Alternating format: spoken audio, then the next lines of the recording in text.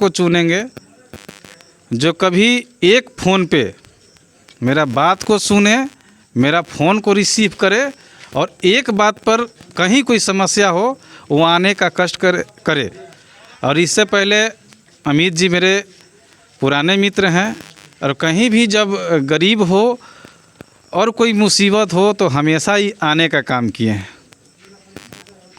तो हम लोग को ये नहीं देखना है पार्टी विशेष दुनिया चल रहा है, लेकिन हम लोग को विशेष ये देखना है कि हम लोग के प्रति कौन जागरूक है, एक समय पे फ़ोन उठाने पे कौन आ रहा है। तो हम जितना भी यंग साथी, गार्जियन और मेरे बुज़ुर्ग जो भी गार्जियन हैं, हम सबसे रिक्वेस्ट यही करेंगे कि एक युवा जिनका नाम है अमित पासवान, आप लोग कभी भी जो नहीं जुड़े होंगे, मेरा तो पहले से दोस्ती है, हम बोलेंगे तो आप लोग को लगेगा कि इनसे पहले से पहचान है, इनका बड़ापन बतिया रहे हैं। लेकिन अमित पासवान एक ऐसा शख्स है कि कभी आप लोग अगर फ़ोन करेंगे तो अगर समय नहीं भी रहेगा तो ये आदमी कष्ट करके वहाँ पहुँचेंगे ज़रूर और अपना वहाँ पे जो कार्य में भूमि हो वहाँ पे बहुत बढ़ चढ़ के भाग लेते हैं। इसमें कोई छुपाने वाली बात नहीं है। आप लोग इसके बारे में यूट्यूब के माध्यम से चाहे अमित पासवान के नाम पे सर्च कर सकते हैं।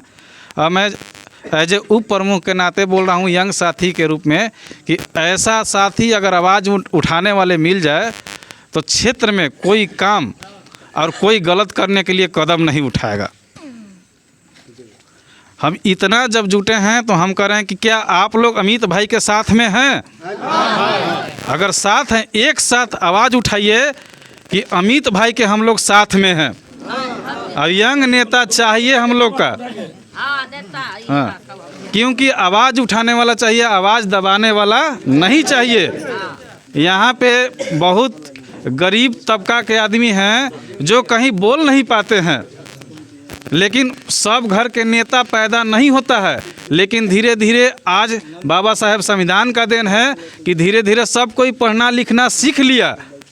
और एक चंद्रशेखर रावण जी हैं जो कि संविधान में उनसे दहाड़ने वाला आज तक कोई नेता पैदा नहीं हुआ अभी तक, जो जितना दहाड़ते हैं। आज उन्हीं का संघाती मेरा भाई अमित पासवान उसी कदम पे चल रहे हैं। तो मैं इतना ही कहूँगा गार्जियन से और नौजवान साथी से कि कम से कम यंग को एक मौका दिया जाए, ताकि एक मौका सदन में भी आदमी दहाड़ करके बोले कि हम भी एक नेता हैं। जब तक से इनको नहीं मौका मिलेगा तो कोई दहाड़ेगा नहीं। सब कोई एक साथ उठा कर बोले कि अमित भाई के साथ में हम लोग हैं। अमित भाई के साथ हैं ना आप लोग? साथ दीजिएगा ना, पक्का ना? बस इतना ही बोलूँगा। मैं अमित भाई से चाहूँगा कि अपना भी दो बात रखें। बात तो बोल रहा ही रहा कि कौन बड़ा बाबा हम पहले के खुद चला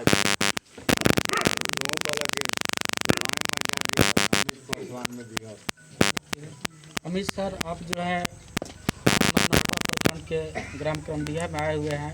यहाँ काफ़ी लोग आपका जो है चाहने वाले हैं, समर्थक हैं। और इन लोगों के लिए आप जो है विधायक बनने के बाद इनके क्या कार्य करेंगे या क्या इन लोगों के संदेश?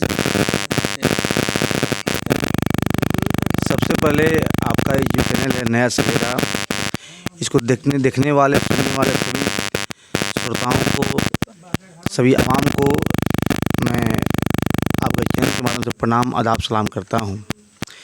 देखिए, आज़ादी के 70 दशक बाद भी बिहार के मानचित्र पे चेनारी विधानसभा एक ऐसा क्षेत्र है जहाँ एक तरफ कैमूर की पहाड़ी तो दूसरी ओर सोन नदी का संगम, और उसके बीच में हमारा जो है ये रोहतास, नौटा, चिनारी, शिवसागर जो है बसा हुआ है। प्राकृतिक सौंदर्य के साथ साथ ऐतिहासिक धरोहरों का यहाँ अंबार पड़ा हुआ है। इससे पहले जितने यहाँ एमपी हुए, एमएलए हुए, मंत्री तक बने, लेकिन किन्हीं के द्वारा इस क्षेत्र में जो है विकास का कार्य नहीं किया गया। और मैं बहुत भारी मन से इस बात को कहना चाहूँगा, मैं जब अकबरपुर से नौटा की ओर जब मैं आता हूँ तो मैं अपने लोगों को देखता हूँ, उनके अंदर दर्द है, पीड़ा है, लेकिन समझने वाली बात यह है कि वो तो अपनी दर्द और अपनी व्यथा को किसको सुनाए। तो कहीं ना कहीं आप इस बात को समझिए कि 27 वर्ष की उम्र में अमित पासवान, एक गरीब किसान का बेटा, चुनाव लड़ने का साहस अगर किया है तो क्यों किया है।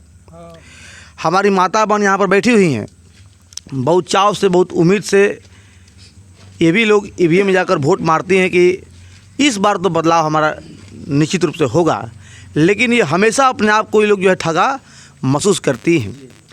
पूरे बिहार में, संपूर्ण जिला में, चिनारी विधानसभा में जो अफसरशाही व्यवस्था है, जो गरीबों पर जुल्म की बात है, या इधर का जो मूलभूत जो लोगों की ज़रूरतें हैं, जैसे शिक्षा की बात हो, रोज़गार की बात हो, स्वास्थ्य की बात हो, एकदम बिल्कुल जो है न के बराबर।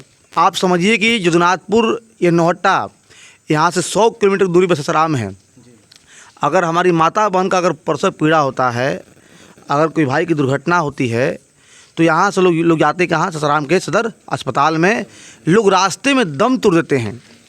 क्या रोहतास और नौहट्टा में क्या एक सुपर मल्टी स्पेशलिस्ट के अस्पताल नहीं बनना चाहिए। हमारा बगल में जो है चुटिया है, जहाँ गंधक फैक्ट्री हुआ करती थी, वो बंद पड़ा हुआ है। आपके बगल में पीपीसीएल अमजोर फैक्ट्री, जिसकी चिमनियों से धुआं नहीं, इस क्षेत्र में रोजगार की उम्मीद और किरण जगती थी, वो भी बंद पड़ा हुआ है। आपका बौलिया जो सोनवली पोर्ट लाइन था, सीमेंट बनता था, आज वो भी जो है बंद पड़ा हुआ है। आप एक भी विधायक का नाम बता दीजिए पत्रकार जी, जो विधानसभा में हमारे जो नौजवान भाइयों के रोज़गार के लेकर और जो फैक्ट्री बंद पड़ा है, इस फैक्ट्री को पुनः चालू कराने के लिए आवाज़ उठाया। आप बता दीजिए हमको, आप कोई नहीं उठाया है। आखिर इनकी पीड़ा, इनकी दर्द कौन सुनेगा। हम लोग गांव में जा रहे हैं, गांव की गलियां जो सुनसान हो गई है, नौजवान नहीं हैं, तो आप विचार कीजिए नौजवान कहाँ गए। वो नौजवान बीए करके, एमए करके और जाकर कलकत्ता, जाकर सूरत, जाकर दिल्ली के फैक्ट्रियों में काम कर रहा है। वहाँ पसीना बहा रहा है, वहाँ खून जला रहा है, तब गांव के घरों में उसके तवा पर रोटी पक रहा है। वो वहाँ पर 8 घंटा नहीं, 12 घंटा ओवर टाइम ड्यूटी कर रहा है, तब सुदूर गांव में उसकी जो बेटा, जो बेटिया है, वो अपने पीठ पे झोला उठा के और स्कूल जा रही है। आप समझिए, हम लोग जो है चुनाव लड़ने का सिर्फ विधायक की लड़ाई नहीं है, विधायक तो बहुत सारे हैं। इस क्षेत्र में विकास और व्यवस्था बदलाव की लड़ाई के लिए हम चिनारी विधानसभा चुनाव लड़ रहे हैं। और निश्चित तौर पे अमित पासवान कुछ नहीं है। आप मेरे बारे में पता कर लीजिए पत्रकार जी, बिना कोई संवैधानिक पद पर रहे हुए अमित पासवान ने वो काम किया है जो अगले 10 साल तक यहाँ विधायक नहीं कर पाएगा। आपने सुना होगा, किसी बिहार में पहला दलित की हत्या होने पे कोई सांसद, विधायक, मंत्री ने जो है नौकरी नहीं दिलाया था। वो नौकरी पहली बार जो है बिहार में दलित की हत्या होने पे अमित पासवान ने दिलाया था। आप पता कर लीजिएगा। आपका ये बगल में डालमिया सीमेंट फैक्ट्री है, अशोक पासवान की और 2 मजदूरों की मौत होती है कंपनी की लापरवाही से। आप पता कीजिएगा, अशोक पासवान के 100 को वहाँ रखकर, गेट को ताला मारकर, और लगातार 2 दिन तक जो है वहाँ पे आंदोलन किए हम लोग। सरकार के इशारों पे जो ये बड़े बड़े जो कंपनी के जो मालिक होते हैं, हम जानते हैं कि उसका उठना बैठना जो है पीएम और सीएम से होता है, लेकिन समझिए कि डालमिया कंपनी को हम लोग बैकफुट पर आए। आज जो हमारी मांग थी कि मृतक अशोक पासवान की पत्नी को सरकारी नौकरी वहाँ मिले, 15 लाख का मुआवजा मिले, उनके बच्चे के पठन पाठन के लिए वहाँ उनका सारा चीज़ प्रबंध हो, और सभी मांगों पे अमल हुआ। ये जंग जीते हम लोग। आपके बगल में पहाड़ है नागाटोली, आज देखिए ना, 1 सेंचुरी लगाकर हमारे आदिवासी भाइयों के ऊपर काला कानून लगा दिया गया है। आज अगर वो जो आदिवासी प्रमुख साहब सदियों से प्रकृति का उपासक है, जल, जमीन, जंगल की वो रक्षा किया है, आज ये तानाशाही रवैया अपनाकर और वन अधिकार 2006 का खुलेआम उल्लंघन करके फॉरेस्ट एक्ट अधिनियम लगाकर और अगर आदिवासी समाज के जो हमारे भाई हैं, अगर वो टहनी तोड़ते हैं, पेड़ काटते हैं, तो उनके ऊपर FIR होता है। जो आदिवासी जिसके पास जीविकोपार्जन का मुख्य साधन था कि वहाँ का महुआ, प्यार, फूल, कंद को बेचकर वो अपना जीवन यापन कर रहा था, उस पर भी ये लोग जो है प्रतिबंध लगा दिए। तो इन सभी तमाम चीज़ों को लेके आप देख लीजिए, बगल में पंडुका है, पंडुका में क्या करप्शन हुआ, क्या भ्रष्टाचार हुआ, आपसे छुपा नहीं है। तो ये लोग जो है बस आपका हक चूस के अपना ये लोग जो है खजाना भर रहा है। मैं कहूँगा हमारी यहाँ के आवाम से कि आप लोग जो है सही नेता का चयन कीजिए। अमित पासवान विधायक बनने की लड़ाई बिल्कुल नहीं लड़ रहा है। अमित पासवान का आज वो वजूद है, बगैर विधायक जो है बने कोई ऐसा अधिकारी प्रकारी DM और SP की औकात नहीं है कि जो हमारी बात को टाल दे, क्योंकि हम लोग सच की लड़ाई लड़ते हैं। हमारे साथ में संगठन है, हमारे साथ में हमारे जो गरीब गुरबा जो समाज है उसकी विश्वास है, साथ है, सहयोग है, उसके सहारे अमित पासवान जिला में जो है लड़ाई लड़ता है। और आज क्या है आलम यह है कि गरीबों की जब लड़ाई लड़ते हैं हम लोग चाची, तो कहीं ना कहीं हम पे लोग फर्जी मुकदमा करते हैं। तो हम लोग कहना चाहते हैं आपके मीडिया के माध्यम से कि आप उनकी जेलों से, उनकी फर्जी मुकदमों से हम लोग डरते नहीं हैं। हम लोग कहते हैं कि दम है कितने आज दमन में तेरे, और देख लिया है देखेंगे, आज जगह है कितनी जेल में तेरे, और देख लिया है देखेंगे। तो निश्चित तौर पे जो है इस क्षेत्र में जो है बदलाव के लिए, बहुत बड़े व्यवस्था बदलाव की लड़ाई हम लोग लड़ रहे हैं। एक एक हमारे जो गरीब समाज है, इन सभी की पीड़ा दर्द को मैं समझता हूँ। और सबसे बड़ी मांग है कि जदुनाथपुर से जो जारादा बेलदुरिया होते हुए जो सोनभद्र उत्तर प्रदेश ज़िला और झारखंड को जोड़ने वाली जो सड़क है, हम लोग गए थे तो ये लोगों की काफ़ी बड़ी समस्या थी, मांग थी। 2 दिन बाद प्रमुख साहब जाकर हम DM से मिले, और DM से मिलकर और तीसरा दिन में जो है RCD विभाग को मैं लेटर निकलवाया। NH2C जो रोड है, जो उसके NHI के जो PD होते हैं उनसे मैं मिला, और मिल के लेटर निकाला, और लोग आकर वहाँ पर जाँच भी किए। तो 5 किलोमीटर तो जो है रोड बनने का रास्ता साफ़ हो गया है। 2 किलोमीटर वन सेंचुरी में है, उसकी भी बात चल रहा है। और निश्चित तौर पे चुनाव ख़त्म होने के बाद जो है वहाँ काम लगेगा, तो आप लोग आसानी से जो है इधर के लोग जो है उत्तर प्रदेश और झारखंड जा सकते हैं। तो इन सभी तमाम चीज़ों पर जो है हम लोग संघर्ष कर रहे हैं। तो मैं आपके मीडिया के माध्यम से मैं गुजारिश करूँगा अपने लोगों से कि इस बार आप लोग पार्टी के गुलाम विधायक को नहीं, एक आज़ाद नेता, एक संघर्षकारी नेता को आप लोग चुनिए।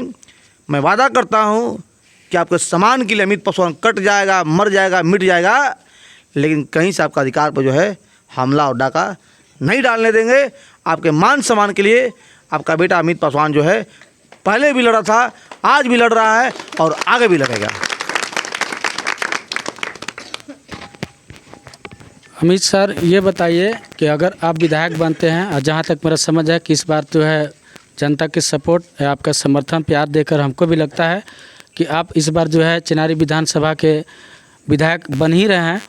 लेकिन आप विधायक बनने के बाद आप चिनारी विधानसभा, खासकर पिछड़ा एरिया जो हमारा नौहट्टा और रोहतास है, यहाँ पे जल के बहुत समस्या है। जो लोग जो है गर्मी के टाइम में पानी पीने के लिए तरसते हैं, कल नहीं है। और कुछ लोग के जनता की मांग है कि उपरला रोड से जो है नहर दिया जाए। और यहाँ शिक्षा व्यवस्था भी बहुत कमज़ोर है। जो अमीर घर के बच्चा तो पढ़ पाते प्राइवेट में, लेकिन सरकारी स्कूल में नहीं पढ़ पाते हैं। और तीसरा है जो पड़का पुल रुका हुआ है। ये तीनों विषय पर हमको बताइए कि आप शिक्षा व्यवस्था कैसे सुधारेंगे, और यहाँ का पानी के जो है लोगों की व्यवस्था कैसे करेंगे, और पड़का पुल पर कुछ हमको बताइए कि उसको जो है आप किस तरह से उसका काम करेंगे, करवाएंगे कि नहीं। देखिए पत्रकार जी, रोहतास को धान का कटोरा कहा जाता है, और ये विडम्बना है कि जिस सोन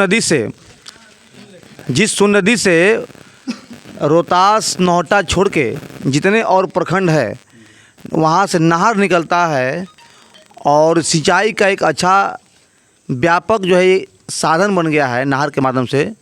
लेकिन जहाँ से सोन नदी निकल रहा है रोहतास नौहट्टा में आज तक सोन नदी का पानी का लाभ नहीं मिल पाया है।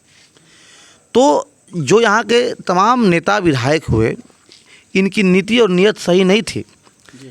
अगर जो है इनकी नीति और नीयत अगर सही रहेगी तो एक बहुत बड़ा चीज़ ये नहीं है। तो निश्चित तौर पे आगे हम लोग जो है इसकी लड़ाई लड़ेंगे। हमारा सोन नदी का जो पानी है वहाँ से नहर निकले, हमारा ये जो पहाड़ी एरिया है नौहट्टा रोहतास, यहाँ भी नहर का पानी जो है सिंचाई के लिए मिले। और आगे इस मुद्दे पर बहुत मजबूती से मैं लड़ाई को लड़ूंगा। और आप बात करते हैं शिक्षा की, तो ये तो यहाँ की विडंबना है कि गरीब समाज के लिए सरकारी स्कूल है और अमीर के लिए बड़े बड़े डीएवी, डिनोबली और डीपीएस स्कूल है। तो इस बात को यहाँ के आवाम को समझना है। हम लोग हमेशा बोलते हैं कि राष्ट्रपति का बेटा हो या चपरासी की संतान, राष्ट्रपति की बेटा हो या चपरासी की संतान, सबको शिक्षा एक समान। तो हमारे नेता चंद्रशेखर आज़ाद जी पार्लियामेंट में मुफ्त स्वास्थ्य और मुफ्त शिक्षा की लड़ाई लड़ रहे हैं। हमारी ये मांग है कि चाहे गरीब समाज हो या अमीर तबका हो, सभी के बेटा जो है एक स्कूल में पढ़े। हमारे गरीब आवाम के पास उतना पैसा नहीं है और सरकारी स्कूल का पठन पाठन क्या है आप लोगों से छुपा नहीं है। और सबसे बड़ी बात यह है कि आखिर हमारे लोग जो है गरीब हो अमीर हो, ये सारे लोग मिलके और एक ही बूथ पे जाकर और एक ही ईवीएम पे ये लोग जो है वोट मारते हैं। लेकिन फिर भी जो है व्यवस्था यहाँ अमीर के लिए अलग है, गरीब के लिए अलग है। तो यही व्यवस्था को बदलने के लिए हम लोग संघर्ष कर लड़ रहे हैं। आप बताइए कि अमीर के लड़का लोग पढ़ रहा है डीपीएस, डिनोबली में बड़े बड़े महंगे स्कूल में, और गरीब के लड़का लोग पढ़ रहा है सरकारी स्कूल में, तो केकर बेटा बनी आईएएस, केकर बेटा बनी डॉक्टर और केकर बेटा बनी इंजीनियर। तो ये तो भाई गैर समानता की बात हो गई। हम लोग संविधान में बाबा साहब अम्बेडकर ने हमें जो है इक्वलिटी, फ्रीडम और फ्रेटर्निटी के पाठ पढ़ाया, लेकिन यहाँ जो है ये दोहरी व्यवस्था चल रही है, गरीब के लिए अलग, अमीर के लिए अलग। तो इन सभी तमाम चीज़ों को लेकर हम लोग संघर्ष कर रहे हैं। पंडुका पुल की बात है तो जो वहाँ व्यापक स्तर पे जो भ्रष्टाचार हुआ उसको लेकर हम लोग डीएम से मिले, अवगत कराएं।